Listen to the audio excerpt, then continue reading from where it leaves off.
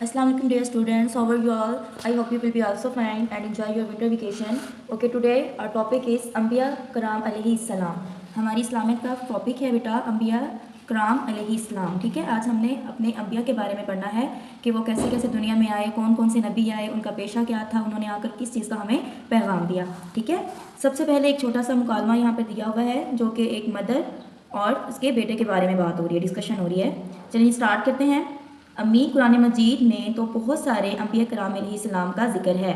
Mother क्या कह रही है, अम्मी क्या कह रही है? जी हाँ बेटा, अल्लाह ताला ने कुरान मजीद में 25 अंबिया कराम अलैहिस्सलाम का जिक्र किया है. हर नबी के जिक्र में हमारे लिए क्या है, सबक है.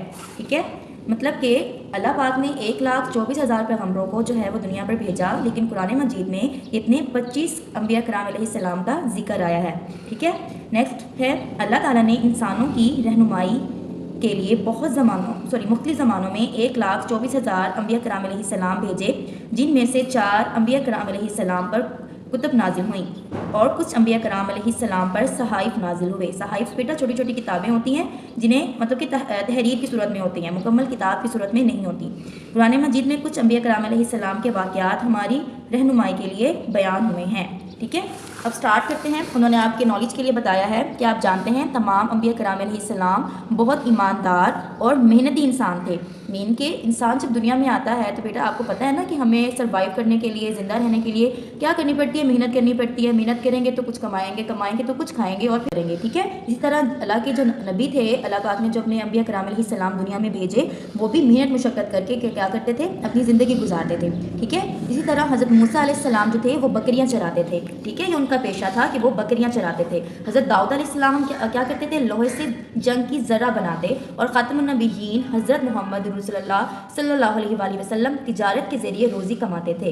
मीन के मैंने आपको बताया कि इंसान जब दुनिया में आता है उसे सर्वाइव करने के लिए क्या करनी पड़ती है, मेहनत करनी पड़ती है, काम करने पड़ते हैं. नेक्स्ट आ जाएं, अल्लाह ताला के प्यारे अंबिया कराम अलैहिस्सलाम कौन कौन से हैं जो यहाँ पर हमें बताया गया है. हज़रत आदम अलैहिस्सलाम, हज़रत नूह अलैहिस्सलाम, हज़रत इब्राहीम अलैहिस्सलाम, हज़रत मूसा अलैहिस्सलाम, हज़रत दाऊद अलैहिस्सलाम और हज़रत ईसा अलैहिस्सलाम. इनके बारे में हम आज इस टॉपिक में पढ़ेंगे.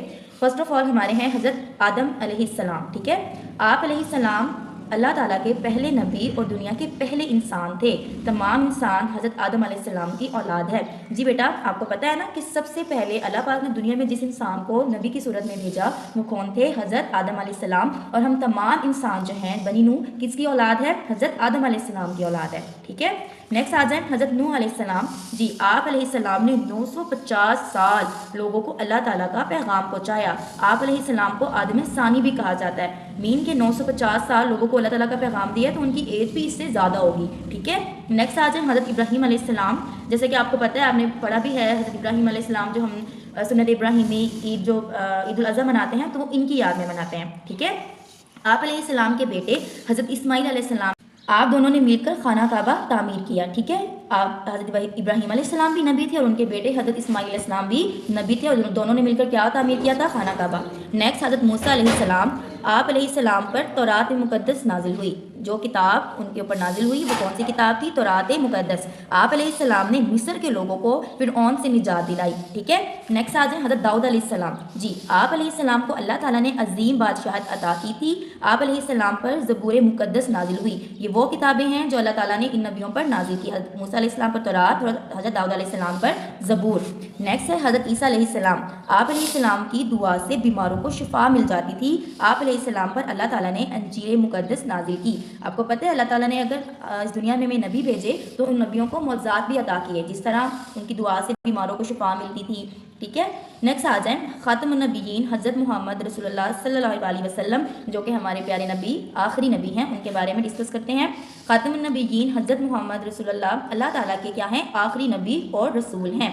आप ख़ातमुन नबिय्यीन हज़रत मोहम्मद सल्लल्लाहु अलैहि वसल्लम पर अल्लाह ताला ने कुरान मजीद नाजिल किया. कुरान मजीद आपको पता है बेटा कि आखिरी किताब है और हमारे रसूलुल्लाह भी आखिरी नबी हैं और दीन और हिदायत को मुकम्मल कर दिया. मीन के ना इनके बाद कोई नबी आए और ना ही कोई किताब नाजिल हुई. अब क़यामत तक कोई नबी और रसूल नहीं आएगा. ख़ातमुन नबिय्यीन हज़रत मोहम्मद सल्लल्लाहु अलैहि वसल्लम के बाद जो नबूवत और रिसालत का झूठा दावा करेगा वो कज़ाब दिजाल और दायरा इस्लाम से क्या होगा, खारिज होगा, वो मुसलमान नहीं होगा. ठीक है बेटा, अब नेक्स्ट यहाँ पे छोटा सा आपको बताया गया है अल्लाह ताला ने कुछ पैगम्बरों पर छोटी कुतुब अहकाम नाजिल किए जिन्हें सहाइफ कहते हैं। हमने प्रीवियसली पेज पे रीड किया था कि सहाइफ क्या है, यहाँ पर आपको उन्होंने थोड़ा सा डिटेल में बता दिया। ठीक है, आई होप बेटा आप लोगों को ये अच्छे से अंबिया करम इस्लाम का टॉपिक अच्छे से आपको समझ आया होगा। आप लोगों ने इसको अच्छे से रीड करना है। ठीक है, पेज नंबर 47 पेज नंबर 48। ठीक है, ये रीडिंग है आपकी। और नेक्स्ट पे आ जाए बेटा, यहाँ पर हमें कुरान मजीद की रोशनी में उन्होंने अल्लाह ताला हमें क्या कहते हैं, तर्जमा। और हमने जो पैगंबर भी भेजा है इसीलिए भेजा है कि अल्लाह ताला के फरमान के मुताबिक इसका हुक्म माना जाए। मीन के तमाम अंबिया करम अलैहिस्सलाम हमें अल्लाह ताला का पैगाम देने के लिए आए हैं ना, कि हमारे लिए क्या अच्छा है और क्या बुरा है। तो आप लोगों ने, आपकी रीडिंग बेटा स्टार्ट हो रही है पेज नंबर 47 से और एंड हो रही है पेज नंबर 49 पर। आपने इसे अच्छे से रीड करना है, समझना है और इसको फॉलो भी करना है। ठीक है, ओके बेटा, टेक केयर, अल्लाह हाफिज़।